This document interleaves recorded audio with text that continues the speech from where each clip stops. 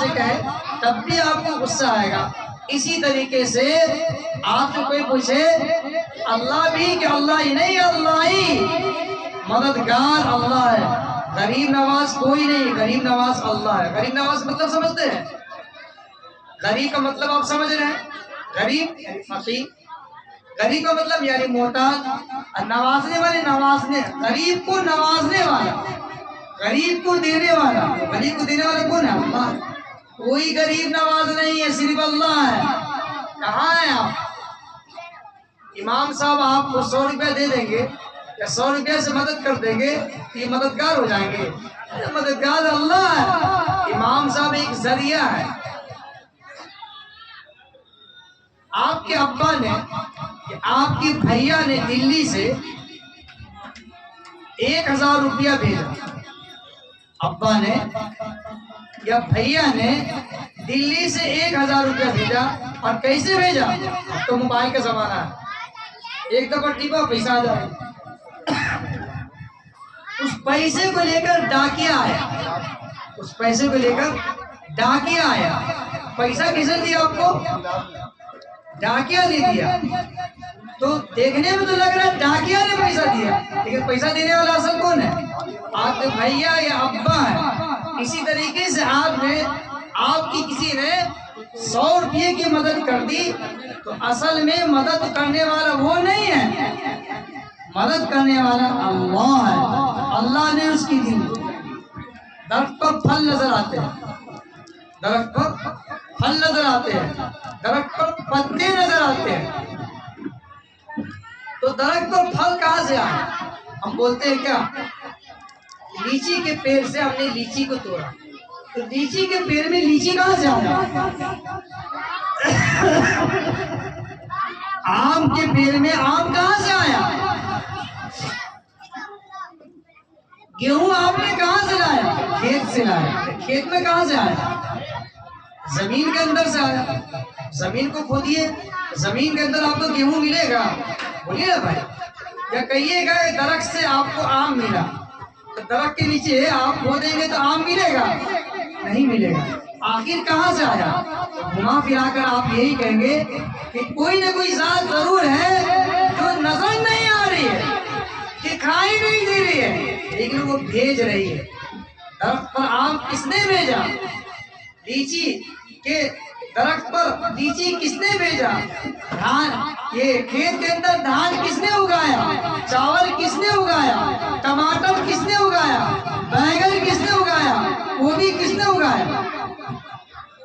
कोई ना कोई उगाने वाला। कौन उगाने वाला? वही तो अल्लाह है। लौ कान फीहिमा आलियतुन इल्लल्लाहु लफसदता व सुब्हानल्लाहि रब्बिल अर्शि अम्मा यसिफून। इस जमीन और आसमान में 2 खुदा होते तो जमीन और आसमान का निजाम दरहम बरम हो जाता, लेकिन जमीन और आसमान का निजाम दरहम बरम नहीं हुआ है। सूरज भी निकल रहा है, चांद भी निकल रहा है, सूरज रोशनी सूरज रोशनी आपको दे रहा है। चांद की चांदनी से आप फायदा उठा रहे हैं, हवा से आप फायदा उठा रहे हैं, पानी से फायदा उठा रहे हैं। सब फ्री चीज, इसलिए नाम बोलते। पानी फ्री, हवा फ्री, सूरज की रोशनी फ्री, चांद की चांदनी फ्री। तो यही तो निजाम चल रहा है, यही निजाम चल रहा है। तो निजाम का सही चलना, या घर के अंदर 2 मालिक है, घर के अंदर तो एक कहेगा घर में आज पुलाव बनना चाहिए, दूसरा का नहीं सब्जी बनना चाहिए। एक कह रहा है पुलाव बनना चाहिए, दूसरा कह रहा है सब्जी। दोनों झगड़ा होगा नहीं, लेकिन घर का एक मालिक होगा तो उसकी बात। इसी तरीके से जमीन और आसमान का पैदा करने वाला अल्लाह है। कोई मददगार नहीं, अल्लाह है। कोई औलाद देने वाला नहीं, अल्लाह है। कहाँ है? कोई किसी को नफा पहुंचाने वाला नहीं, अल्लाह है। कोई किसी को इज्जत देने वाला नहीं है। इसकी मैंने बेहतरीन मिसाल दिया। आपके ऊपर दरख्त कहाँ से आया? लीची के ऊपर, लीची के दरख्त पर लीची कहाँ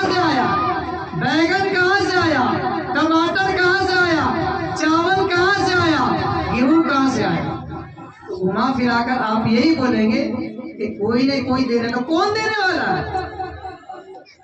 कौन देने वाला है? अल्लाह देने वाला, खुशबूदार है। तो ये डाकिया है, क्या है? बीच में जो देने वाले हैं वो डाकिया है। हम कहते हैं कि गाय दूध देती है, तो गाय के थन में दूध कहाँ से आया? जरा काट के देखिए, दूध मिलेगा थन के अंदर? गाय के थन को आप काटेंगे तो दूध मिलेगा? नहीं मिलेगा। माँ के छाती में दूध कहाँ से आया? माँ की छाती में दूध नहीं है,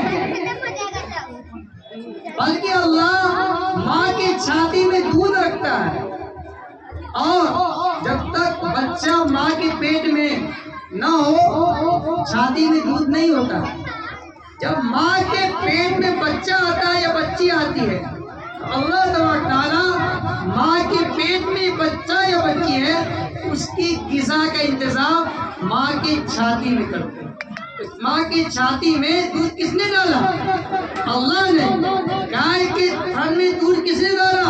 अल्लाह ने। तो गाय के लिए दूध दिया नहीं, बल्कि गाय एक जरिया है। भाई खांसी भी हो रही है और टाइम भी हो गया, ठीक है, तो खत्म किया जाए, ठीक है। तो मेरे मुहतरम में कहने का मतलब 2-3 पैगाम याद, हम लोग मिलजुल कर रहे हैं। क्या सब शरीफ नहीं हो सकता, सब शरीफ इसी में चलना है। क्या इसी में सबको लेके चलना है। सबका कहो कि तुमको जो चलना रहो, लेकिन मिल के रहो। क्या सब एक बन के रहे, लड़ाई झगड़ा छोड़ देंगे। हम सब मुसलमान हैं। मुसलमान लड़ने वाला नहीं होता है। मुसलमान के माना थे फर्मा बरदार। मुसलमान का माना डिक्शनरी देख लीजिए। इस्लाम के माने आते इताअत करना। इस्लाम के माने आते गर्दन को झुका देना।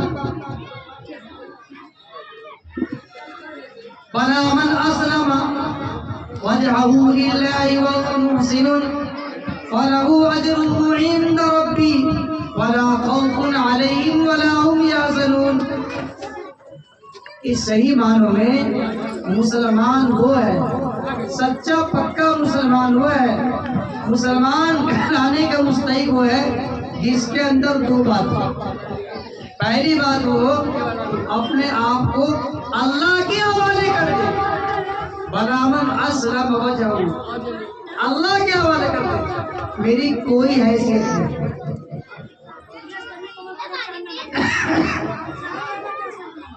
एक मालिक ने गुलाम खरीदा, एक मालिक ने गुलाम खरीदा, तो मालिक ने गुलाम से पूछा कि भाई तुम क्या खाओगे? कहा कि मालिक जो खिला दे। मालिक जो खिला दे। तो क्या पियोगे? मालिक जो पिला दे। क्या पहनोगे? मालिक जो पहना दे। तो मालिक ने पूछा भाई तुम्हारी भी कोई ख्वाहिश है कि नहीं? कोई ख्वाहिश नहीं, हम तो गुलाम हैं, हम आजाद तो नहीं है, आजाद नहीं है, हम तो आपके ताबे हैं। अगर आजाद होते तो फिर आपके गुलाम नहीं होते। तो गुलाम का मतलब ही है कि मालिक जो खिला दे नौकर खा, मालिक जो पिला दे गुलाम पी ले, मालिक जो पहना दे गुलाम पहन ले। इसी तरह हम सब भी गुलाम हैं। बंदा के माने कहते हैं, अल्लाह के बंदा के माने नहीं देख ली, बंदा के माने आते हैं, गुलाम के आते हैं। अल्लाह हमारा मालिक है, लेकिन गुलाम थोड़ा अच्छा नहीं लगता है, इसलिए कह लीजिए उसको बंदा बोलते। हम सब अल्लाह के बंदे हैं, यानी गुलाम। मालिक जो खिला दे, अल्लाह जो खिला दे, आप ना भी खिलाए तब भी आप मेरे मालिक हैं, खिला दे तब भी आप मालिक हैं, अच्छा खिला दे तब भी आप मालिक हैं, आधा पेट खिलाए तब भी आप मालिक हैं। तो गुलाम वो होता है कि हर हाल में शुक्र अदा करे। पेट में खाना मिल जाए, ऐ अल्लाह तेरा शुक्र है। अगर खाना ना मिले वाह वैला नहीं, ऐ अल्लाह ठीक है सब्र, ऐ अल्लाह तू जिस चीज में तू मुझे राजी करे। ये अपनी कोई चाहत नहीं, मुसलमान की कोई चाहत नहीं। अल्लाह की जो चाहत है वही मुसलमान की चाहत। मुसलमान की कोई ख्वाहिश नहीं, अल्लाह की जो ख्वाहिश है वही मुसलमान की ख्वाहिश है। ये पक्का सच्चा मुसलमान। फरमाया रसूलुल्लाह सल्लल्लाहु अलैहि वसल्लम, तुम में से कोई भी सच्चा और पक्का मुसलमान नहीं हो सकता।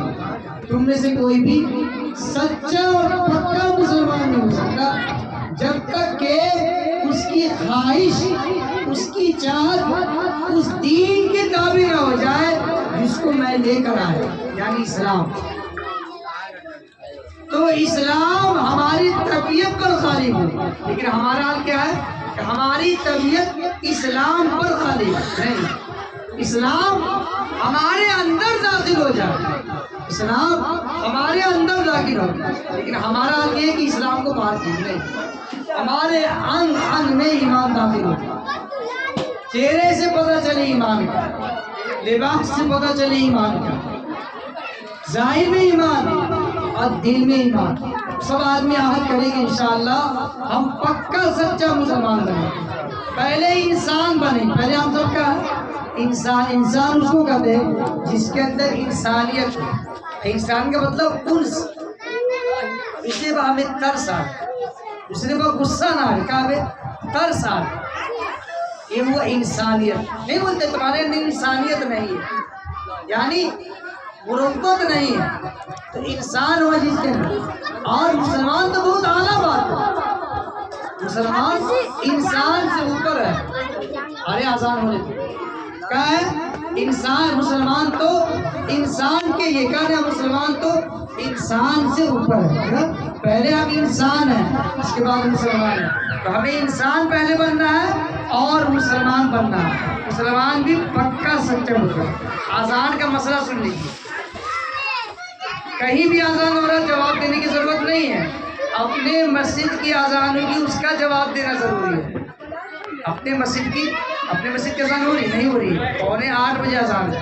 अब कहीं भी अजान हुए पर मिलाद पर कोई तरीका तो नहीं है, अजान की आवाज़ आ भी नहीं रही है। अपने मस्जिद की आजान होगी तब जवाब देना जरूरी है, ठीक है, जहाँ भी हो जाए नहीं। चलिए दुआ कर लीजिए, अल्लाह से दुआ कर अल्लाह तबारक व तआला हम सबको सच्चा पक्का मुसलमान बनाए, एक बनाए।